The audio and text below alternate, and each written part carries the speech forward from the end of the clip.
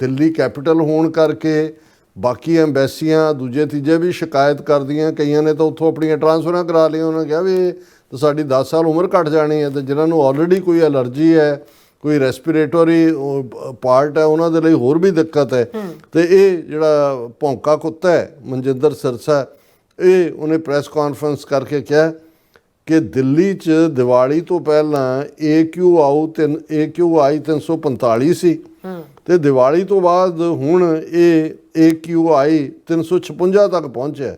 ਇਹ ਬਈ ਸਿਰਫ ਇਹ ਤਾਂ 11 ਦਰਜਾ ਹੀ ਅੱਪ ਗਿਆ।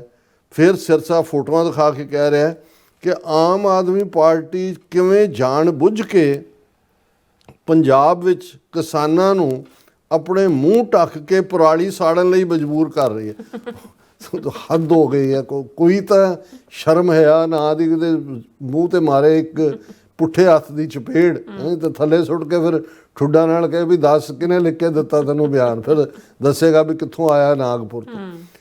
ਕਿ ਜੀ ਪੰਜਾਬ 'ਚ ਹੁਣ ਦੋਸ਼ ਗੱਲ ਇਹ ਨਹੀਂ ਹੈ ਵੀ ਆਮ ਆਦਮੀ ਪਾਰਟੀ ਅਤੇ ਇਹਨਾਂ 'ਚ ਕੋਈ ਫਰਕ ਹੈ, ਕੋਈ ਬਹੁਤਾ ਫਰਕ ਨਹੀਂ ਹੈ, ਉਹਨਾਂ ਦੀਆਂ ਵੀ ਟੀਮਾਂ ਨੇ ਸਾਰੀਆਂ। ਲੇਕਿਨ ਤੁਸੀਂ ਦਿੱਲੀ ਦੀ ਜਿਹੜੀ ਮਾਰਕਡ ਹੈ ਕਿ ਵੀ ਬਿਫੋਰ ਦੀਵਾਲੀ ਕੀ ਹੈ, ਓਵਰਨਾਈਟ ਕੀ ਹੋਇਆ, ਉਹਨੂੰ ਤੁਸੀਂ ਕਹੋ ਜੀ ਪੰਜਾਬ 'ਚ ਜਾਣ ਬੁੱਝ ਕੇ ਸਾਨੂੰ ਦਿੱਲੀ 'ਚ BJP ਨੂੰ ਬਦਨਾਮ ਕਰਨ ਦੇ ਲਈ ਜਿਹੜੇ ਉੱਥੇ ਕਿਸਾਨ ਨੇ ਉਹ ਮੂੰਹ ਬੰਨ੍ਹ ਕੇ ਜਿਹੜੇ ਨੇ ਉਹ ਪਰਾਲੀ ਸਾੜ ਰਹੇ ਨੇ। ਉਹਨੇ ਕਿਹਾ ਜੀ ਉਹਨਾਂ ਨੂੰ ਕਿਸਾਨ ਸਾੜਨਾ ਨਹੀਂ ਚਾਹੁੰਦੇ, ਪਰ ਉਹਨਾਂ ਨੂੰ ਮੂੰਹ ਢੱਕ ਕੇ ਪਰਾਲੀ ਸਾੜਨ ਲਈ ਮਜਬੂਰ ਕੀਤਾ ਗਿਆ ਤਾਂ ਕਿ ਇਸ ਪਰਾਲੀ ਦਾ ਦਿੱਲੀ 'ਤੇ ਅਸਰ ਪੈ ਸਕੇ।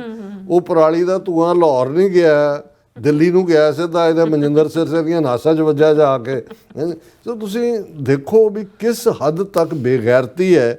ਫਿਰ ਜਿਹੜਾ ਉਹ ਕਹਿ ਰਿਹਾ ਕਿ ਜੀ, ਔਰ ਇਹਦਾ ਜਵਾਬ ਆਮ ਆਦਮੀ ਪਾਰਟੀ ਉਹਨਾਂ ਦਾ ਨੀਲ ਗਰਗ ਹੈ ਕੋਈ, ਉਹਨੇ ਕਿਹਾ ਕਿ ਜੀ ਪੰਜਾਬ 'ਚ ਤਾਂ 200 ਤੱਕ ਹੈ AQI ਲਗਭਗ, ਜਦੋਂ ਕਿ ਦਿੱਲੀ 'ਚ 1000 ਟੱਪ ਗਿਆ। ਅਤੇ ਦਿੱਲੀ ਦੀ ਸਰਕਾਰ ਜਿਹੜੀ ਆ ਉਹ ਆਪਣੀਆਂ ਨਾਕਾਮੀਆਂ ਲੁਕਾਉਣ ਲਈ ਪੰਜਾਬ ਦੇ ਕਿਸਾਨਾਂ ਨੂੰ ਬਦਨਾਮ ਕਰ ਰਹੀ। ਹਾਲਾਂ ਇਨਫੈਕਟ ਇਹਨਾਂ ਦੇ ਆਪਣੇ ਐਨਵਾਇਰਨਮੈਂਟਲ ਬੋਰਡ ਦੇ ਚੇਅਰਮੈਨ ਨੇ ਕਿਹਾ ਸੀ ਕਿ ਓਵਰਆਲ ਕਿਸਾਨ ਇਕੱਲੇ ਪੰਜਾਬ ਦੇ ਨਹੀਂ, ਹਰਿਆਣਾ ਜਾਂ ਵੈਸਟਰਨ UP ਜਿਨ੍ਹਾਂ ਨੂੰ ਇਹ ਦੋਸ਼ ਦਿੰਦੇ ਨੇ, ਉਹ 5% ਵੀ ਕੰਟਰੀਬਿਊਟ ਨਹੀਂ ਕਰਦੇ ਜਿਹੜੀ ਟੋਟਲ ਪੋਲਿਊਟੈਂਟ ਹੈ ਜਾਂ ਜਿਹੜਾ ਕਾਰਬਨ ਕੰਟੈਂਟ ਹੈ ਜਿਹੜਾ ਅਲਟੀਮੇਟਲੀ ਪੋਲਿਊਸ਼ਨ ਪੈਦਾ ਕਰਦਾ, ਉਸ ਦੇ ਵਿੱਚ ਉਹਨਾਂ ਦਾ ਆਪਣਾ ਜਿਹੜਾ ਸਾਰਾ ਬਾਕੀ ਸਟਰਕਚਰ ਹੈ।